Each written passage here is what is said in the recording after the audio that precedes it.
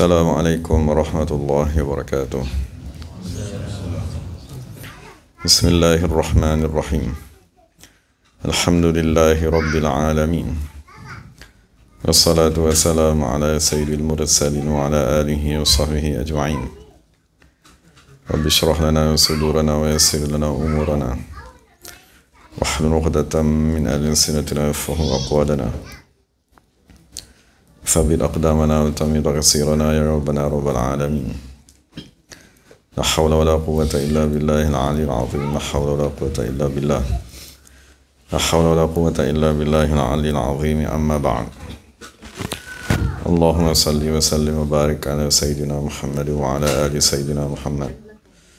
أستغفر الله الذي لا إله إلا هو الحي القيوم الذي لا يموت وأتوب إليه. اللهم اغفر لنا. Alhamdulillah, kita bersyukur kepada Allah Subhanahu wa taala kerana bersama-sama dalam pengajian kitab Risalah Fardhu Ain. Alhamdulillah, ini kita sampai pada muka surat yang keempat. Menyebut sila baca. Bismillahirrahmanirrahim. Tujuan diciptakan manusia dan jin. Tujuan manusia dan jin diciptakan ialah untuk mengenal Allah Subhanahu wa taala, yakni ma'rifatullah, melalui jalan beramal ibadat dengan niat mendekatkan diri kepadanya agar dibukakan hijab antara hamba dan penciptanya. Perkara ini dapat difahami melalui firman Allah Subhanahu wa taala daripada ayat 56 surat Az-Zariyah. A'udzu billahi minasyaitonir rajim. Wa ma khalaqtul jinna wal insa illa liya'budun. Yang bermaksud, tidak ada ku jadikan jin dan manusia melainkan supaya mereka menyembah kepadaku. Imam Al-Alusi menyatakan dalam tafsirnya bahawa Ibnu Abbas radhiyallahu anhu mentafsirkan liya'budun, yakni menyembahku, dengan makna liya'rifuna, yakni mengenalku. Bismillahirrahmanirrahim. Jadi nanti dalam kitab ni penulis radhiyallahu anhu memaklumkan terdapat empat peringkat yang perlu kita fahami dan lalui. Pertama sekali ialah beribadat. Beribadat ni maknanya bekerja, beramal, yang diistilahkan sebagai wa'amilus salihat. Cuma apabila kita kata saya beribadat, kita mestilah beribadat dengan zahir dan batin. Jadi selagi kita tak beribadat dengan zahir dan batin, maka ibadat tersebut belum bermula. Jadi apabila contohnya kita dah semayang, kita dah belajar semayang daripada umur kita 10 tahun. Kita pun semayanglah sampai umur kita 20 tahun. Jadi kita dah semayang selama 10 tahun. Jadi adakah kita dah mula beribadat? Jawapannya belum. Kerana batin masih belum beribadat. Yang kita belajar di sekolah rendah tu ialah ibadat yang zahir. Jadi contohnya apabila kita dah berumur 20 tahun, kita berjumpa dengan guru rohani. Mana guru yang nak mengajarkan kepada kita ibadat batin. Jadi apabila kita mula pada umur 20 tahun tadi belajar macam mana nak menghidupkan batin, sampailah batin kita tadi sempurna. Contohnya apabila kita berumur 25 tahun. Jadi semasa umur kita 25 tahun tadi, barulah kita sebenarnya beribadat. Kerana selagi kita belum menyempurnakan zahir, belum menyempurnakan batin, maka kita masih belum menyempurnakan ibadat. Sebagai contohnya, ibadat zahir kita nak belajar selama 2-3 tahun. Lepas tu kita amalkanlah 10 tahun. Kemudian ibadat batin kita nak belajar selama 3-4 tahun. Jadi apabila umur kita 25, baru kita tadi faham apakah ibadat zahir, apakah ibadat yang batin. Maka pada ketika itu baru kita sebenarnya beribadat. Jadi apabila kita beribadat, beribadat dia ialah satu tugasan, taklif, kerja yang Allah Ta'ala berikan kepada manusia dan jin ibadat. Tapi persoalannya, apakah tujuan ibadat tadi? Tujuan ibadat itulah yang diberitahu oleh Imam Al-Alusi radhiyallahu anhu dalam tafsirnya, sebagaimana disyarahkan oleh Ibn Abbas. Ibadat ialah kerja untuk mencapai satu tujuan, iaitu ma'rifah, mengenal Allah Subhanahu wa Ta'ala. Jadi sekiranya kita beribadat dengan jasmani dan rohani, maka mesti ibadat tersebut membawa kepada ma'rifat. Tetapi sekiranya kita dah beribadat dengan jasmani dan rohani, tapi belum membawa kepada ma'rifatullah Subhanahu wa Ta'ala, maka ibadat tadi ada kekurangan, ada adab yang masih belum disempurnakan, ada syarat yang masih belum disempurnakan. Jadi apabila kita buat satu kerja, kita mesti nakkan hasil daripada kerja tersebut. Mana saja institusi bekerja yang kita masuk, apabila kita dah kerja sebulan, mestilah ada bayaran kepada kerja yang kita buat tadi. Jadi sekarang kita dah menyembah Allah. Jadi apakah kurniaan yang Allah nak bagi pada kita? Maka kurniaan yang Allah nak berikan apabila kita beribadat ialah ma'rifatullah, mengenal Allah Subhanahu wa Ta'ala melalui 3 peringkat. Mengenal perbuatan Allah, itu pertama sekali. Lepas itu mengenal sifat Allah Subhanahu wa Ta'ala. Dan ketiga, mengenal zat Allah Subhanahu wa Ta'ala.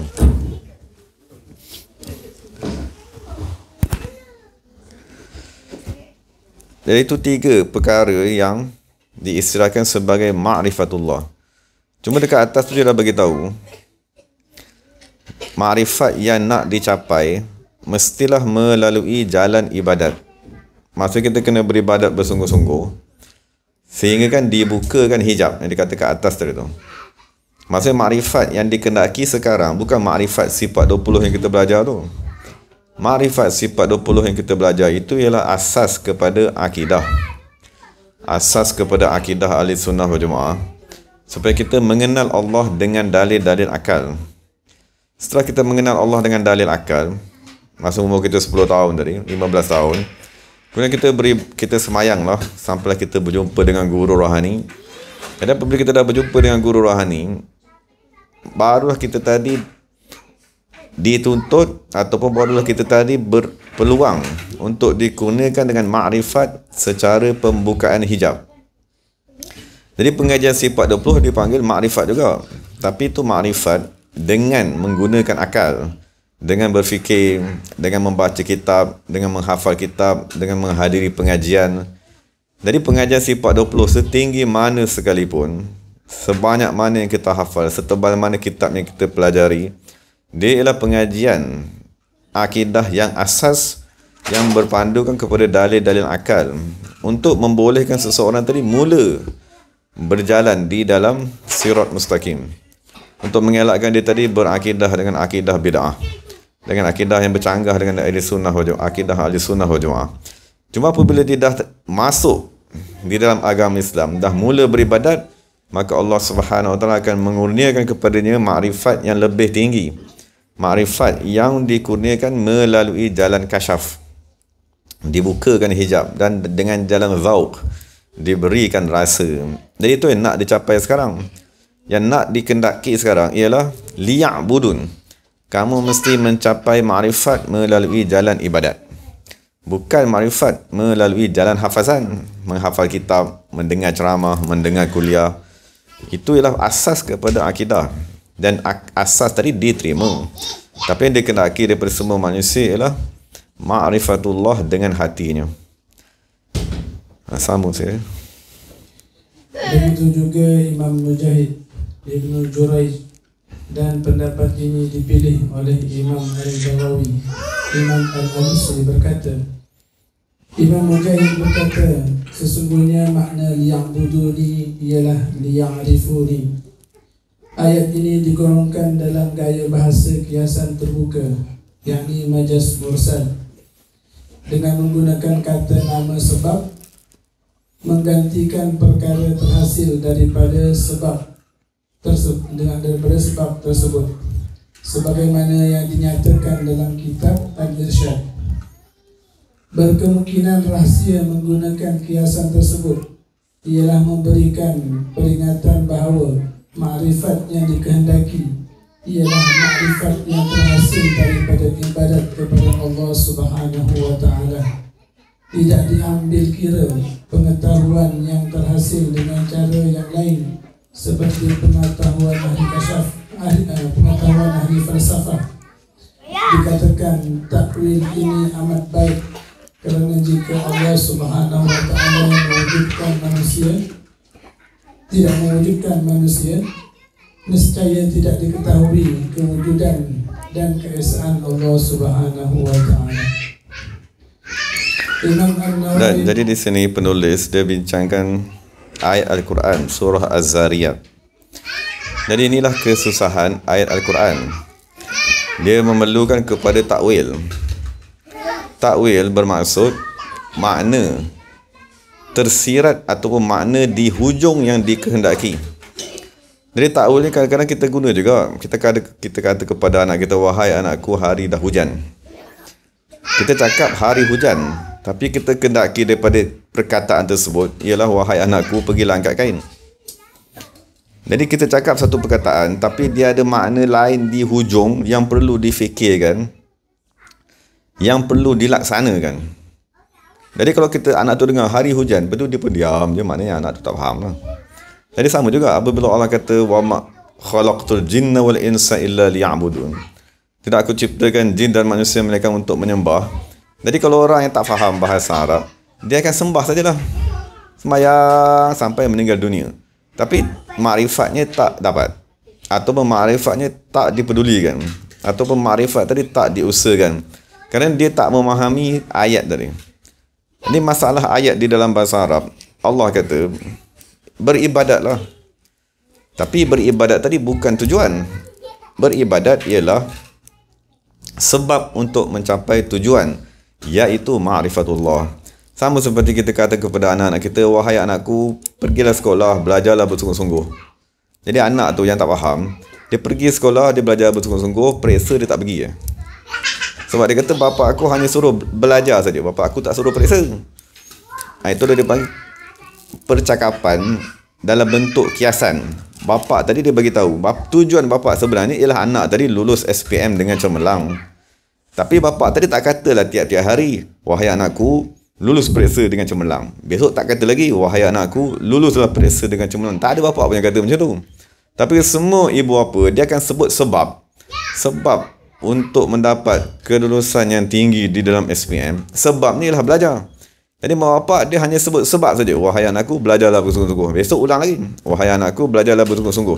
Tapi mak bapak tadi dia niatkan musabab tadi. Musabab ialah kejayaan yang cemerlang di dalam peperiksaan, tapi mak bapak tadi tak cakap.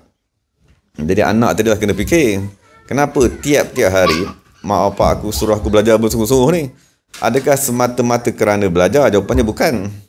Belajar ialah sebab, bukan tujuan. Tujuan ialah musabab daripada belajar tersebut, iaitu lulus dengan baik di dalam peperiksaan.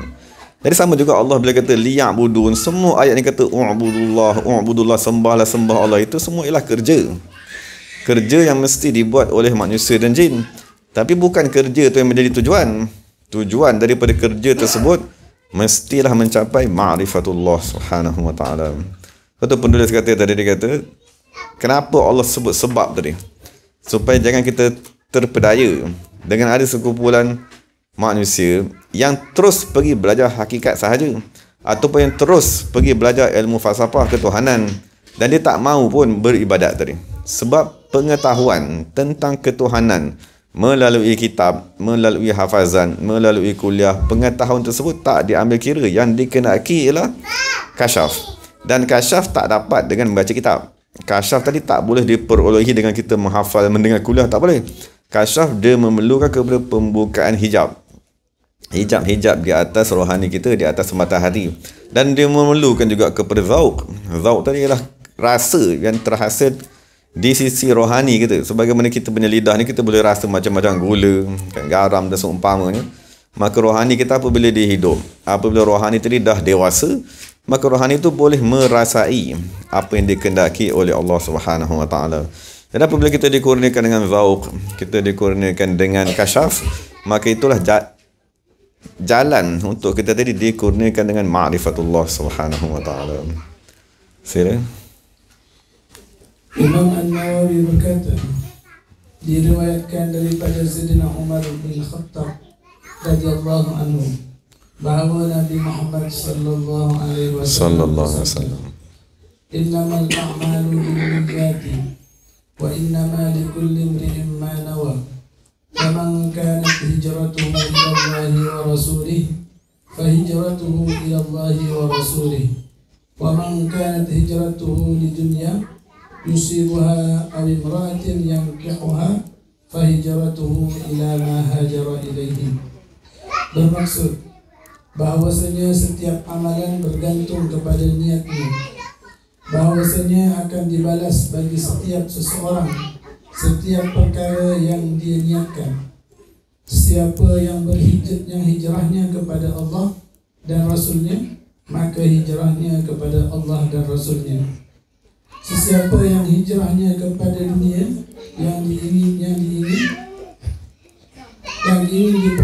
diperolehinya ataupun perempuan untuk dinikahi, maka hijrahnya hanya mendapat apa yang dia niatkan dalam hijrahnya. Baca. Hadis ini disepakati kesahihan, kepentingan dan keagungannya yang amat besar. Ia merupakan salah satu hadis yang menjadi paksi agama Islam. Ulama salaf dan pengikut mereka daripada kalangan ulama berkemudian menghukumkan sunat membuka karya dan penulisan hadis ini untuk mengingatkan pembaca tentang kepentingan niat yang ikhlas serta mengambil berat dan memelihara keikhlasan tersebut. Jadi setelah kita mengetahui bahawa tujuan kita hidup di dunia ialah ma'rifatullah, maka dalam hadis ni Rasulullah SAW memberitahu kepada kita bagaimanakah cara nak dikurniakan dengan ma'rifatullah tadi. Maka caranya ialah dengan berniat. Berniat tu maksudnya kita kena duduk sekejap, kita bersendirian, lepas tu kita tanya diri kita, apakah perkara yang aku paling nak sangat dalam dunia ni? Kalau kita kata saya betul-betul nak mengenal Allah dan Rasulnya, maka kita kena bersungguh-sungguhlah beribadat. Bersungguh-sungguhlah beribadat dengan apa yang telah dipandukan dalam syariat dan apa yang telah digariskan di dalam tarekat. Maksudnya ikut segala panduan tersebut, maka insya-Allah mesti sampai kepada makrifah Allah Subhanahu Wa Taala. Tapi sekiranya niat tu tak ada, maksudnya tak apalah, tak dapat makrifat pun tak apa, nanti dulu, kemudian sekarang awal lagi, saya tak lapang sekarang, nantilah dulu. Jadi kalau kita tak ada niat tu memanglah tak dapat. Jadi kalau kita semayang pun setiap hari, kita baca Quran pun setiap hari, dia sekadar ibadat yang tidak bertujuan. So Rasulullah bagi tahu segala amalan tadi dia bergantung kepada niatnya. Kalau kita sekadar niat, kenapa semayang ni? Takut orang kata aku tak semayang. Kenapa puasa ni? Takut orang tengok aku tak puasa. Jadi dia akan dapat menyelamatkan diri daripada cemohan manusia sahaja. Tapi kalau kita tanya dia, kenapa semayang ni cik? Sebab saya nak mendapat ma'rifatullah. InsyaAllah dapat lah. Cuma soalannya, pernah tak kita tanya diri kita, kenapa semayang 5 waktu tiap-tiap hari tadi? Kenapa zikir bersungguh-sungguh? Kenapa datang berzikir, tawajuh dan seumpamanya? Mestilah niat tadi ialah ma'rifatullah. Kalau kita datang ke sini pun niatnya kerana kawan, niatnya kerana orang panggil, niatnya kerana segan atau seumpamanya, maka tak dapat juga tujuan tadi. Maka cara yang digariskan oleh Rasulullah SAW untuk kita mencapai makrifat tadi ialah dengan berazam dan berniat. Maksud mesti ada salah satu daripada tempoh masa umur kita tu, mesti kita betul-betul bertaubat, dah aku nak berhenti dah. Maksud aku nak fokus kepada ibadat supaya sampai kepada makrifat. Tapi kalau kita tak ada niat yang kuat tersebut, tak ada keazaman yang kuat tadi, maka sangat lambat perjalanan nak mencapai kepada makrifat tu. Kalau tak ada keazaman yang kuat, kehendak yang kuat tak ada, dikhuatiri sampai meninggal dunia pun tak dapat. Tapi sekiranya kita betul-betul ada niat, maka Rasulullah beritahu wa innama likulli imri'in ma nawa. Pastilah kamu akan dapat apa yang kamu niatkan tadi. Maksudnya Allah Ta'ala berjanji, kalau kamu bersungguh-sungguh, aku akan bagi apa yang kamu kehendaki. Tapi syaratnya kamu bersungguh-sungguhlah kepada Allah tadi. Jadi yang kita nak sekarang ni ialah hijrah ilallahi wa rasulihi fa hijratuhu ilallahi wa rasulihi. Maksudnya kalau kamu betul-betul niat untuk mengenal Allah dan Rasul, kamu mesti dapat. Cuma masa sekarang ni siapa yang nak berniat tadi tu? Siapa yang bila kata saya betul-betul ni berniat mengenal Allah dan Rasul, kita kena buat lah. Zikir tiap-tiap hari tak boleh tinggal. Hari Senin mesti datang, suluk mesti masuk, malam Jumaat mesti datang, sembahyang sunat kena buat, sembahyang fardu kena buat. Maksudnya kena zahirkanlah keazaman kamu tadi dengan perbuatan tadi. Itu maknanya kita dah berazam 100% bermati-matian nak mendapat makrifat. Tapi kalau kata saya ni betul Ustaz nak dapat makrifat, tapi zikir tak buat tiap-tiap hari. Maknanya awak punya cakap tadi bukan daripada hati awak. Maknanya sidik tu tak ada. Sifat benar tu tak ada. Sebab tu dah tak dapat. Maksudnya dia khawatir duduk di dalam amalan ibadat, bersuluk, bertarekat lama, tetapi tak dikurniakan dengan makrifat. Kerana keazaman dia tadi tu tak cukup kuat. Dia sekadar 50%, 70% dan seumpamanya. Dan dalam hadis juga Rasulullah SAW nak beritahu kepada kita apakah pengganggu kepada ibadat tersebut. Jadi salah satu pengganggu kepada ibadat tadi ialah dunia. Maksudnya aktiviti dunia yang mengganggu. Dunia ni maknanya selain daripada Allah Subhanahu Wa Taala. Termasuklah manusia pun di kalangan dunia juga. Harta benda pun dunia, pangkat, kemegahan, kerja, semua tu dia panggil dunia. Syaitan, iblis, nafsu, semua tu termasuk di bawah kalimat dunia yang mengganggu kita daripada beribadat kepada Allah Subhanahu Wa Taala. Jadi Imam Ghazali radhiyallahu anhu dia memang letakkan 4 perkara yang menghalang kita daripada ibadat. Salah satunya ialah dunia, kedua nafsu kita sendiri, syaitan dan manusia. Jadi itu 4 perkara yang kita kena rempuh dan kita kena atasi dan kita kena lalu supaya kita tadi sampai kepada makrifat kepada Allah Subhanahu Wa Taala. Jadi setakat itu sajalah kita baca pada hari ini. Dan tujuan diciptakan manusia dan jin. Sekiranya Allah Ta'ala izin, kita bacalah muka surat yang seterusnya. Jadi sebagai kesimpulannya, hendaklah kita mengetahui kita diwajibkan beribadat, semayang, puasa, berzikir, hadir majlis zikir, hadir malam Jumaat, membaca Yasin. Itu semua ibadat lah. Dan ibadat tadi mesti diniatkan dengan satu tujuan yang agung, iaitu mengenal Allah Subhanahu Wa Taala dan mengenal Rasulullah Sallallahu Alaihi Wasallam. Jadi sekiranya kita ada niat tersebut, maka kita bersungguh-sungguhlah beribadat, pasti Allah Subhanahu Wa Taala akan menyempurnakan niat tersebut. Sekiranya kita tak sempat nak dikurniakan sekarang, kan, moga-moga sebelum kita menghembuskan nafas kita terakhir tadi, Allah Ta'ala berikan makrifat tersebut, lalu kita dapat mengenal Allah Subhanahu Wa Taala sebelum kita tadi meninggal dunia. Dan segala yang baik tadi daripada Allah Ta'ala, segala yang salah silap daripada diri saya sendiri. Wa aqulu qawli hadza wa astaghfirullahal azim li wa lakum lisa'il muslimin wal muslimat. Bismillahirrahmanirrahim. Alhamdulillahirabbil alamin. Wassalatu wassalamu ala sayyidil mursalin wa ala alihi wa sahbihi ajma'in. Rabbana atina fid dunya hasanah wa fil akhirati hasanah wa qina adzaban nar. Allahumma ihfaz sayyid syarif salahuddin wa zuhu sihatan wa afiyatan wa salamatan wa afiyatan daima. Allahumma nazunna anwaruhum mahabbatahu wa ridahu sa'ada ma'ahum birahmatika arhamar rahimin. Allahumma farij an ummati sayyidina Muhammadin sallallahu alaihi wasallam. Allahumma ihfaz ummati sayyidina Muhammadin sallallahu alaihi wasallam. Allahumma hadi ummati sayyidina Muhammadin sallallahu alaihi wasallam. Rabbana atina fid dunya hasanah wa fil akhirati hasanah wa qina adzaban nar. Subhana rabbika rabbil izzati amma yasifun wa salamun alal mursalin walhamdulillahi rabbil alamin. Taqabbalallahu minna minkum.